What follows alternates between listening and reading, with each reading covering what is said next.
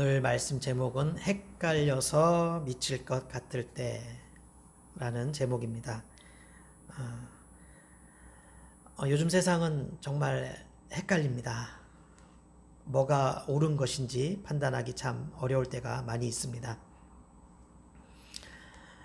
여당의 주장이 옳은 것인지, 야당의 주장이 옳은 것인지, 집을 사는 것이 옳은 것인지, 아니면 기다리는 것이 옳은 것인지, 또 보편 지급이 옳은 것인지, 선별 지급이 옳은 것인지, 이렇게 참 헷갈릴 때가 많습니다. 물론 예전에도 마찬가지였겠지요. 그런데 요즘은 더 힘든 것이 특히 우리 신앙인들에게 있어서 헷갈리는 것이 너무 많아졌기 때문입니다. 요즘 어떻습니까? 사람들이 교회 다니는 사람들도 이렇게 의견들이 많이 갈리고 있죠.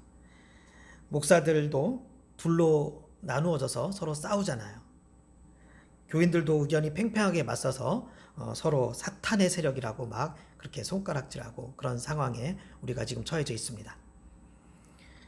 그런데 큐티를 하다 보니까 요즘 읽고 있는 성경 예레미야의 내용들이 오늘날의 상황과 너무 비슷하더라고요.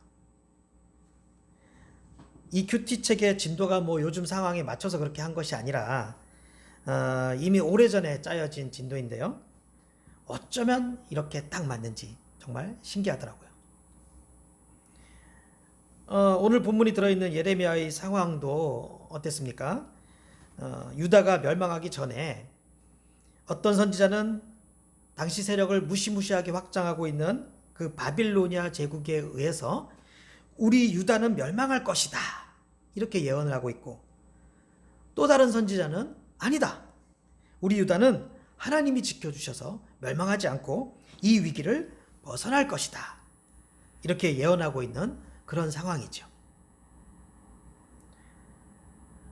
그러니 그 밑에서 그 예언들을 듣고 있는 백성들은 얼마나 헷갈렸겠어요. 차라리 한쪽은 하나님의 선지자, 한쪽은 바알의 선지자, 이러면 쉽겠는데 둘 다 같은 하나님을 섬긴다고 하고 둘 다 하나님이 말씀하셨다고 하니까 얼마나 헷갈렸겠습니까? 저는 그래서 큐티를 하면서 이런 생각이 들더라고요.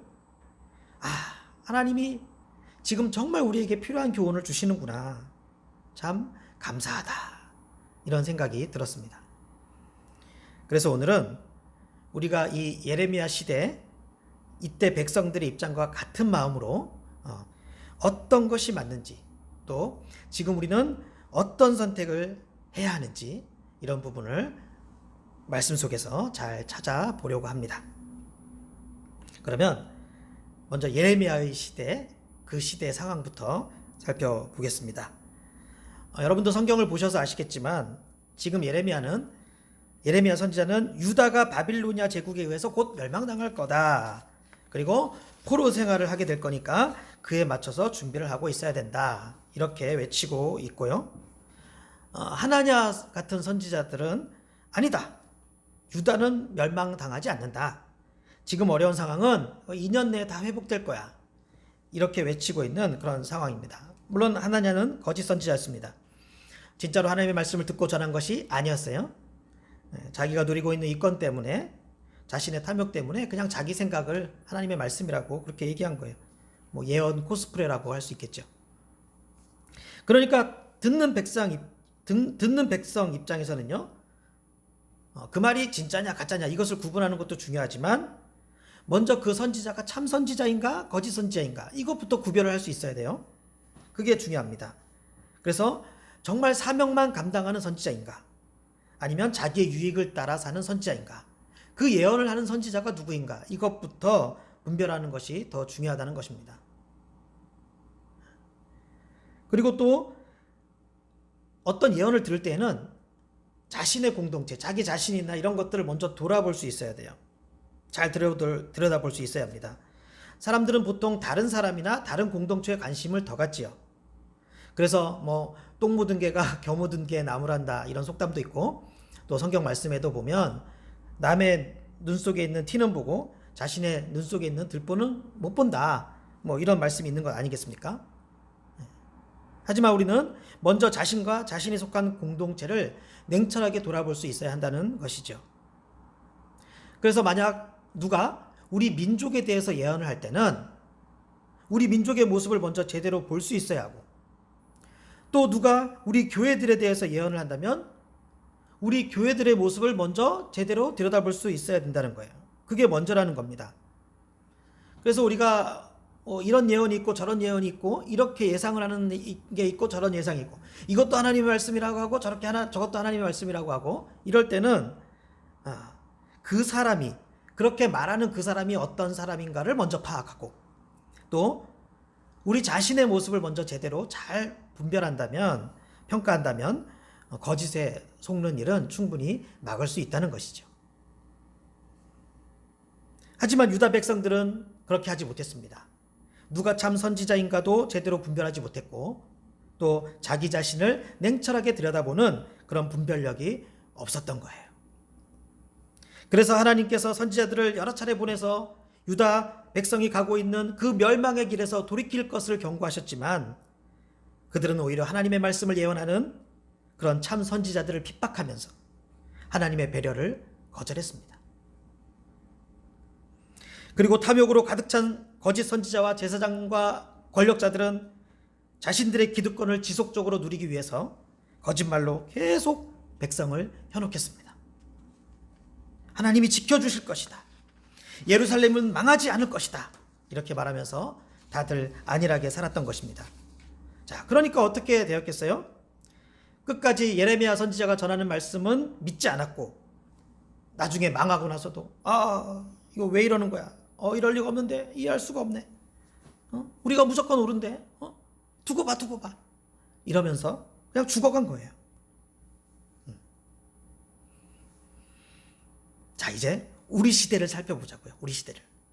중요한 건 우리죠. 유다 백성이 망한 건 망한 거고, 우리가 같은 실수를 하면 안 되잖아요. 우리를 한번 보겠습니다.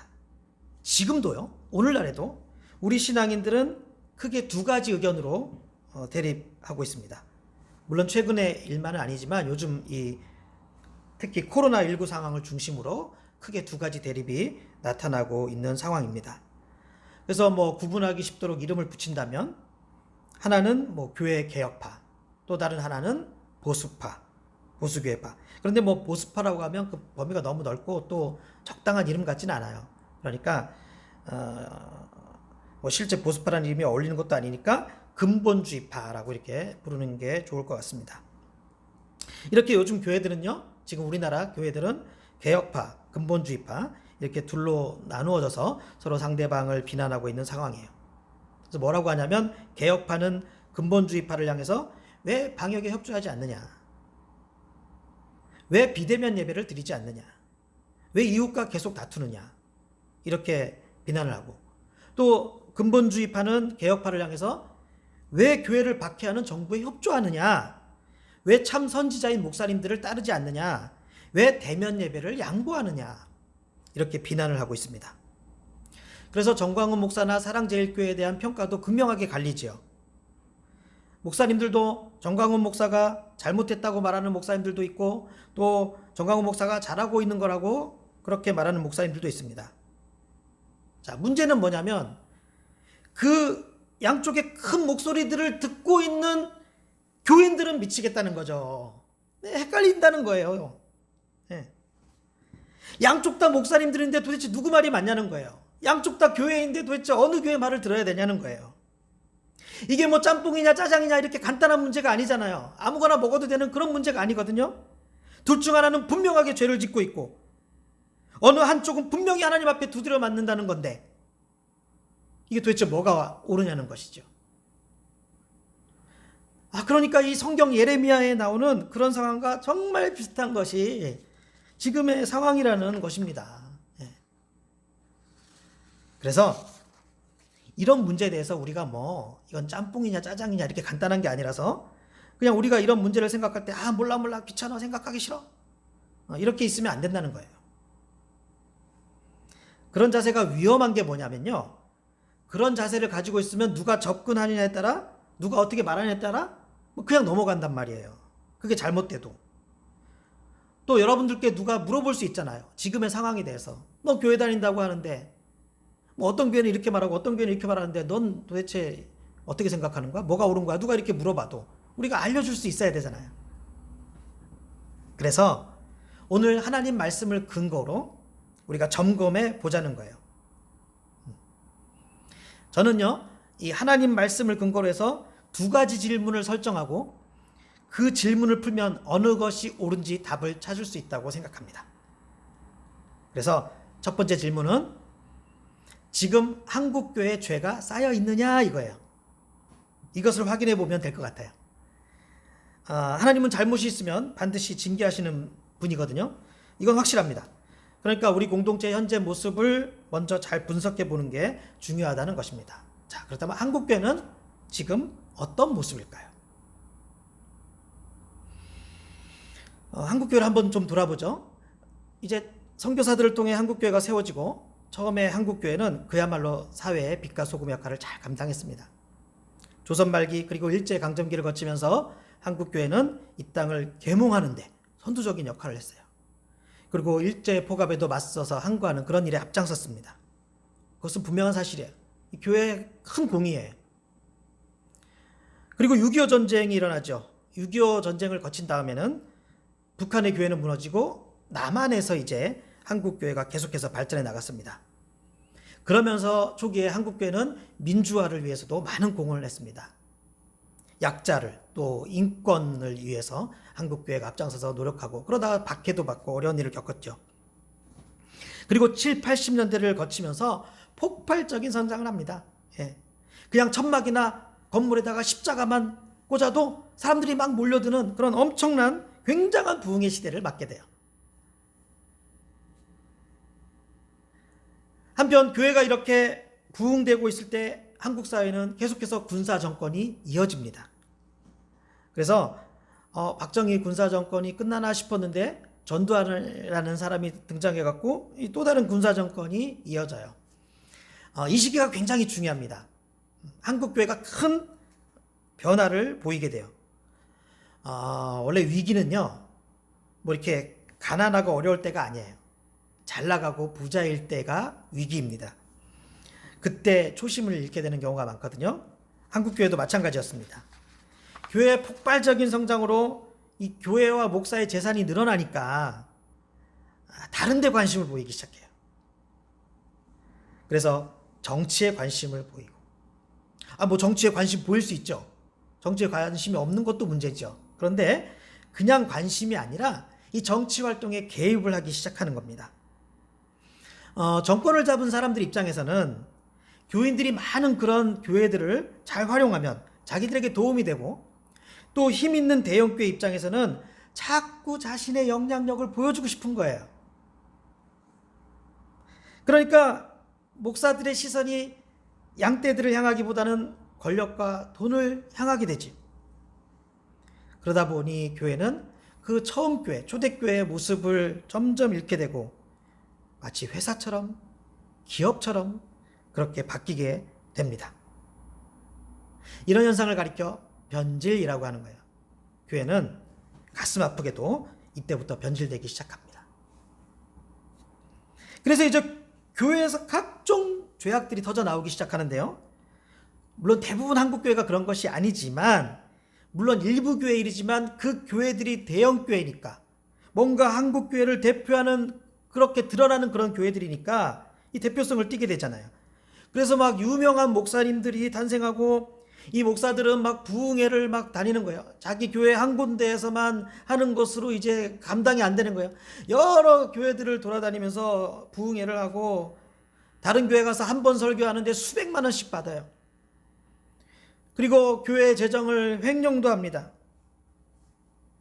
사실 여러분, 초기에 한국교회 목사들은 사례금도 제대로 받지 못하고 또 받는다고 해도 생활비도 안 될 정도로 그게 너무 작은 사례금을 받았어요. 제가 아마 제가 목사가 늦게 돼갖고 부교역자 생활을 가장 오래 한 사람이 아닐까 생각해요. 저는 부교역자 생활을 한 20년을 했어요. 그러니까 뭐 전도사, 강도사 이렇게 어쨌든 뭐 부교역자 생활을 제가 20년 동안 했습니다. 굉장히 오래 했죠. 제가 그러면서 받았던 사례금이 있을 거 아닙니까? 뭐 평균 30만 원이었어요. 30만 원이었고 우리 결혼할 때쯤은 60만 원. 60만 원 받고 가족들 돌보고 어머니 모시고 이렇게 살았던 거예요. 제가 제일 부교육자 생활을 하면서 사례금을 가장 많이 받았을 때가 80만 원이었습니다. 80만 원.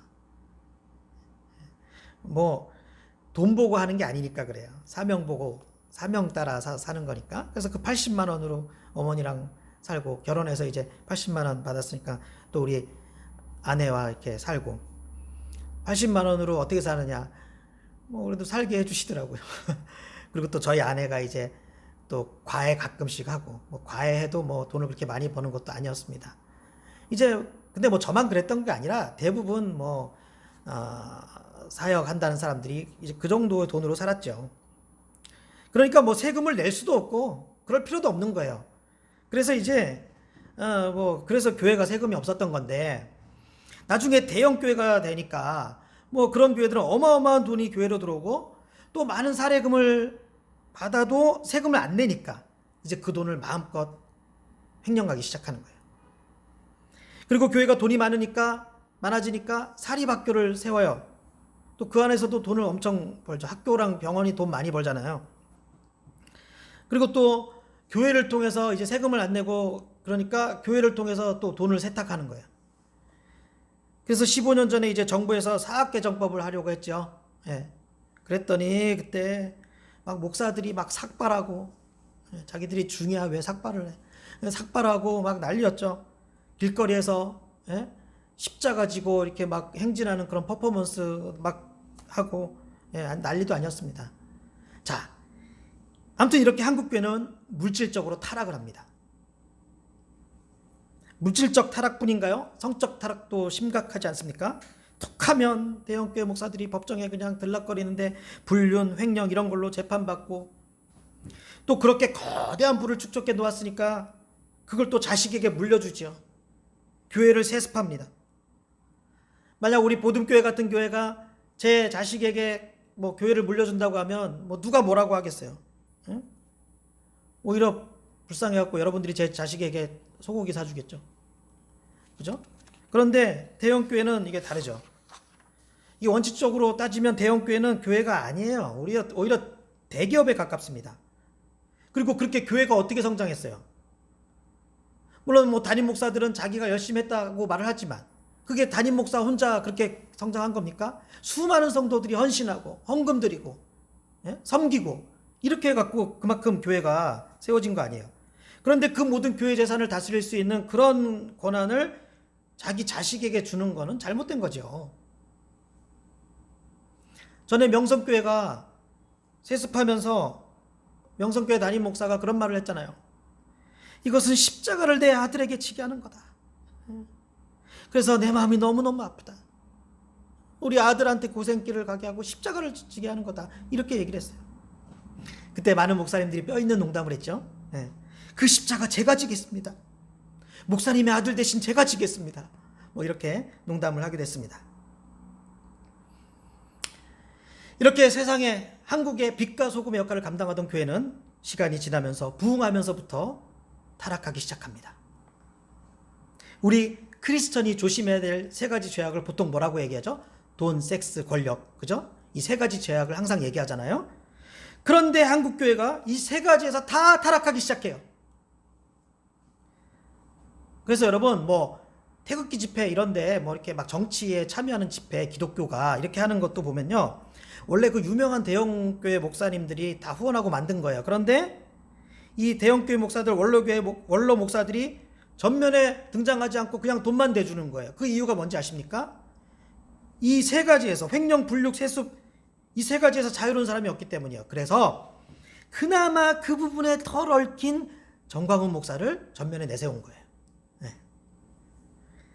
그래서 2004년에도 조용기 목사가 정광훈 목사에게 기독당을 만들라고 그렇게 지시를 해요. 그때 정광훈 목사가 저는 정치를 하고 싶지 않습니다. 이렇게 얘기하니까 하나님의 명령이다. 이렇게 얘기를 해요. 이거 정광훈 목사 자기 자신이 얘기한 거예요. 그날 밤 잠을 못 잤대요. 울면서. 근데 하나님의 친구인 조용기 목사가 얘기하니까 내가 들어야 되지 않겠냐. 이렇게 해서 기독당을 만들었다고요. 또 김중건 목사, CCC를 만든 김중건 목사는 엠베서더 호텔로 호텔로 장경동, 정광훈 그 당시 핫한 이 두 명을 불러갖고 꼭 교회에서 국회의원을 배출해서 국회에 진출시키라고 이렇게 다시 한번 지시를 하죠. 그때부터 한국교회가 정치 활동을 시작한 거예요. 그러면서 사학법 반대 투쟁, 이명박 대통령 만들기, 박근혜 탄핵 반대, 그리고 오늘날에 이어지는 수많은 그런 태극기 집회까지 그런 정치적 활동을 계속 주도해 온 거예요. 많은 대형교회들이 그렇게 해온 거예요.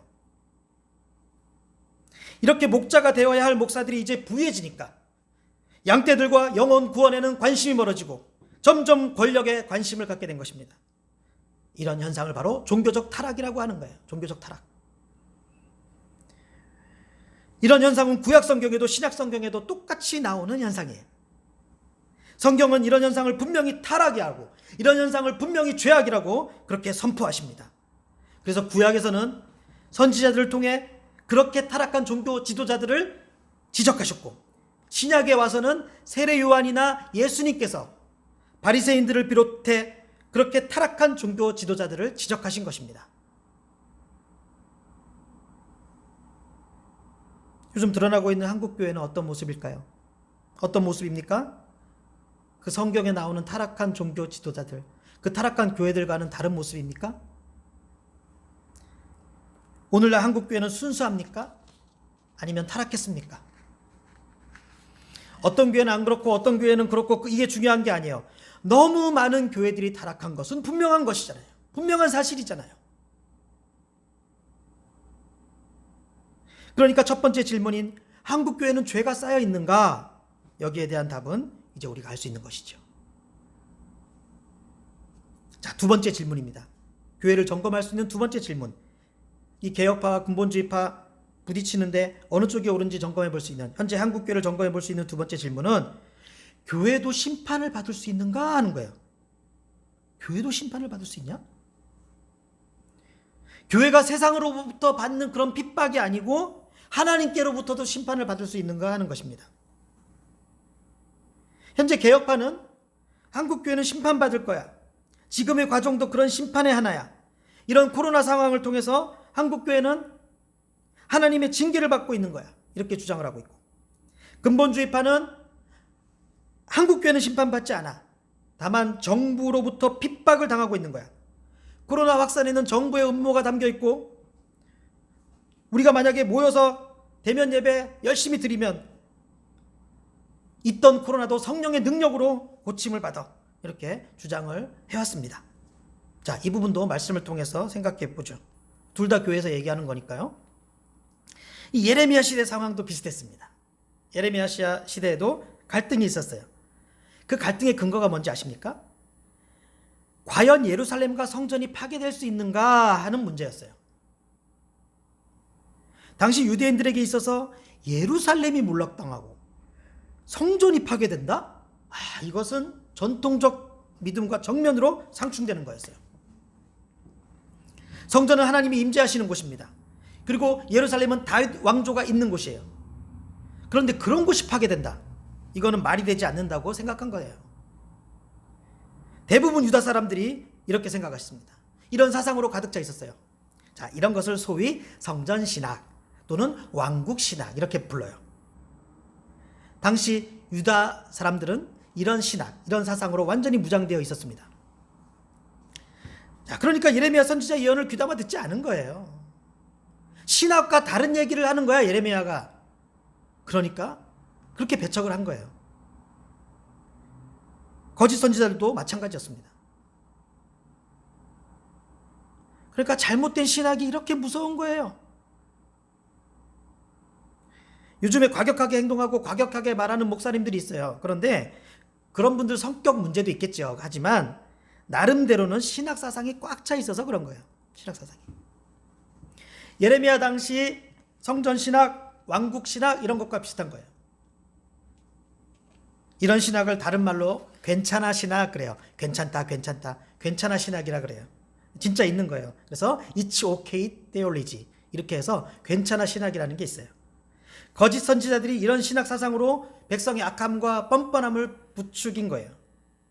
그래서요, 예레미야 6장 14절에서도 보면 그들이 내 백성의 상처를 가볍게 여기면서 말하기를 평강하다 평강하다 하니 평강이 없도다. 이렇게 하나님이 말씀하시는 것을 볼 수 있습니다.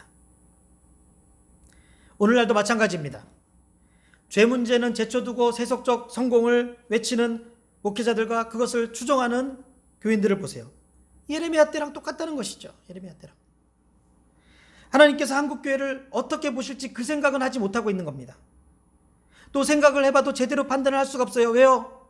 사금 목사들이 계속 가르쳐주기 때문이에요.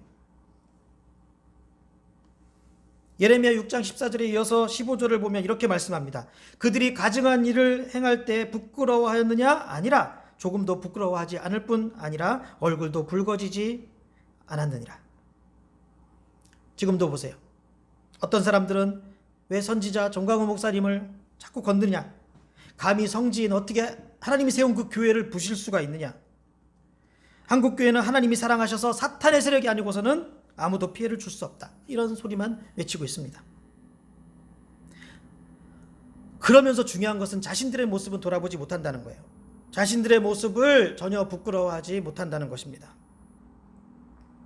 자, 그렇다면 정말 교회는 사탄의 핍박이 아니고서는 벌받지 않을까요? 그렇지 않습니다. 그렇지 않아요. 벌 받습니다. 심판 받습니다. 성경에 나오잖아요. 하나님의 백성들이 비참하게 바빌로니아 제국에게 짓밟히잖아요. 예루살렘 성이 처참하게 파괴되잖아요. 성경 예레미야는 우리에게 경고하십니다. 우리가 불순종하면, 우리가 타락하면 하나님이 우리의 적이 되실 수도 있다는 것입니다. 하나님의 사랑이라는 것이 우리가 죄를 지었는데도 불구하고 편안하게 살게 하는 것이 하나님의 사랑이 아닙니다. 어떻게 해서든 그 죄를 깨닫게 하시려는 것이 하나님의 사랑이에요. 그래서 때로는 매를 드셔서라도 바른 길로 인도하시는 거예요. 그래서 교회는 사소한 죄라도 부끄러워해야 하고 죄를 깨달아야 하고 그 죄를 회개하고 돌이켜야 합니다.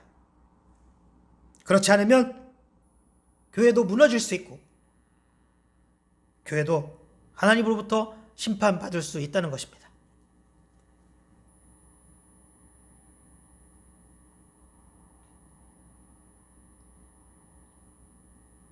물론 지금 설교를 들으시는 분들 중에는 현재 한국교회 안에서 나오는 두 가지 주장에 대해 헷갈리지 않으셨던 분도 있을 겁니다. 하지만 혹시 조금이라도 헷갈리셨던 분들을 위해서 또 앞으로 한국교회가 여러 변화를 경험하게 될 텐데 그런 상황에서 분별하는 데 도움을 드리고자 현재 상황을 점검해 보는 말씀을 드렸습니다. 그럼 오늘 설교의 결론 부분을 말씀드리겠습니다. 우리는 어떻게 해야 되는지 그 자세에 대해서 말씀드리겠습니다. 첫째, 한국교회는 일단 징계를 달게 받아야 합니다.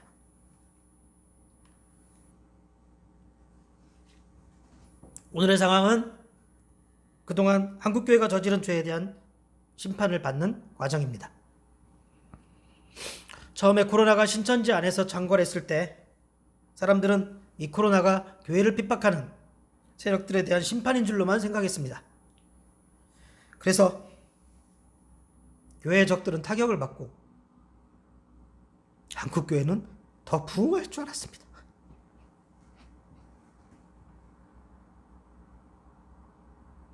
하지만 아니지요. 그렇다면 현재 한국교회 안에서 이 전염병이 창궐하는 것을 어떻게 설명할 수가 있겠습니까? 아니야, 이럴 리가 없어. 교회가 어떻게 벌을 받아? 말도 안 돼. 안 되긴 뭐가 안 됩니까? 유다 백성들도 그렇게 생각하다가 하나님께 심판받았습니다. 몇 년이 걸릴지 모르겠으나 향후 수십 년은 한국교회가 쇠락을 할 것 같습니다. 그저 지금은 묵묵히 이 징계를 받아들여야 합니다. 감당해야 합니다. 하나님은 종종 고통의 멍에를 통해 우리의 죄를 드러내십니다. 그런데 우리는 이 멍에를 함부로 벗어 던져서는 안 되고 함부로 꺾어서도 안 됩니다. 하나냐가 그런 짓을 하다가 죽었지요. 성도는 그 고통 속에서 하나님의 뜻을 발견할 수 있어야 합니다. 둘째, 국가 권력에 따르고 협조해야 합니다. 예레미야는 당시 유다 사람들이 수용하기에는 너무 파격적인 주장을 합니다. 바빌로니아 제국의 왕 느부갓네살은 하나님의 뜻을 실행하는 도구이므로 어느 누구도 그를 거역해서는 안 된다는 주장이었습니다. 반면에 당시 거짓 선지자들은 절대로 이방인인 바빌로니아 왕을 섬기지 않겠다고 거짓 예언을 주장했습니다. 예레미야는 거기에 현혹되지 말라고 선포합니다. 바빌로니아에 굴복하는 것이 생명을 유지하는 길이며 이것이 여호와의 뜻에 순종하는 길이었습니다. 정치 권력에 복종하는 것은 국가의 모든 일을 관찰하시는 하나님께 순종하는 길이에요. 그리고 정치 권력은 하나님께서 의도하시는 때가 되면 그 나름대로의 판단을 받게 되어 있습니다. 나중에 바빌로니아도 페르시아의 속국이 되었습니다. 셋째, 그렇다면 도대체 하나님의 뜻은 뭘까요? 하나님의 뜻은 회복입니다. 우리는 지금의 상황 속에서 이런 의문이 들 수 있습니다. 이제 우리 다 망한 것인가? 이제 다 틀렸나? 하는 의문이에요. 하지만 그렇지 않습니다. 오늘 본문이 하나님의 뜻을 가르쳐 주시지요. 오늘 본문 11절입니다. 우리 함께 읽겠습니다. 시작. 여호와의 말씀이니라. 너희를 향한 나의 생각을 내가 아나니 평안이요 재앙이 아니니라. 너희에게 미래와 희망을 주는 것이니라. 바로 이것입니다. 하나님께서 지금 징계하시고 고통을 주시는 것은 결국 우리에게 새로운 미래를 주시기 위함이라는 것입니다. 하나님께서는 유다 사람들이 포로 생활이라는 재앙 속에 있는 가운데서도 그들을 위한 선한 계획을 이미 가지고 계셨습니다. 14절이에요. 한 번 더 보시겠습니다. 이것은 여호와의 말씀이니라. 나는 너희들을 만날 것이며 너희를 포로된 중에서 다시 돌아오게 하되 내가 쫓아 보내었던 나라들과 모든 곳에서 모아 사로잡혀 떠났던 그곳으로 돌아오게 하리라. 이것은 여호와의 말씀이니라. 실제로 이 선포된 하나님의 말씀처럼 하나님께서는 포로 생활이라는 그 상황을 뛰어넘는 주권을 행사하신 것을 볼 수 있습니다. 지금 우리도 이런 하나님을 신뢰해야 합니다. 비록 지금 한국교회가 멍에를 메고 있을지라도 그 멍에를 꺾거나 집어 던져서는 안 됩니다. 그 멍에를 묵묵히 감당해야 합니다. 왜냐하면 하나님께서는 결국 우리를 한국교회를 회복시켜 주시기 때문일 것입니다. 마지막 넷째입니다. 12절 말씀처럼 우리는 해야 합니다. 우리는 하나님께 부르짖어야 합니다. 너희가 내게 부르짖으며 내게 와서 기도하면 내가 너희들의 기도를 들을 것이요. 여기서 부르짖으라는 말 속에 담긴 뜻은 그냥 기도가 아니에요. 회개 기도를 의미합니다. 불순종한 것에 대해서, 타락한 것에 대해서 하나님께 회개하라는 것이에요. 따라서 우리는 오늘 한국교회가 당하고 있는 이 고통 속에서 부끄러운 심정으로 세상 사람들을 더 사랑해야 합니다. 세상 사람들을 더 섬겨야 합니다. 또 우리를 향해 쏟아지는 그 비난들을 묵묵히 들을 수 있어야 합니다. 그리고 이웃들을 향해서 소리칠 것이 아니라 하나님께 부르짖어야 합니다. 우리를 용서해 주시라고, 우리를 긍휼히 여기시라고 그렇게 간구해야 합니다. 비록 내가 잘못한 것 아니라도, 나는 나름대로 잘 살아왔다고 하더라도 공동 책임도 있는 것 아니겠습니까? 막상 당사자들은 너무 뻔뻔하다고 속상해하지 말고 그냥 우리 함께 아파하고 우리가 회개의 기도를 했으면 좋겠습니다. 함께 한국교회를 위해 기도했으면 좋겠습니다. 그것이 오늘의 상황 속에서 우리를 향한 하나님의 뜻이라고 생각합니다.